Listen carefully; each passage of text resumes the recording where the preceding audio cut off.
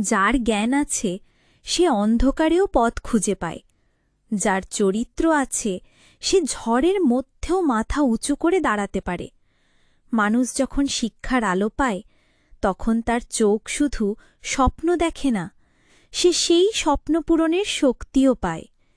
যে মানুষ টাকা হারায় সে কিছু হারায়, যে মানুষ স্বাস্থ্য হারায় সে অনেক কিছু হারায়, কিন্তু যে মানুষ চরিত্র হারায় সে সবকিছু হারায়। শিক্ষা শুধু বইয়ের পাতায় সীমাবদ্ধ নয়, এটা হল মানুষের মনের দরজা খোলার চাবি। একজন শিক্ষিত মানুষ শুধু নিজের জীবন নয়, তার চারপাশের সমাজকেও আলোকিত করে।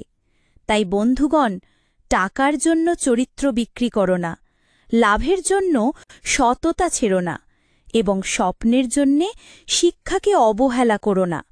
মনে রেখো, গাছের শিকড় মজবুতলে ঝড়েও দজ ভাঙে না।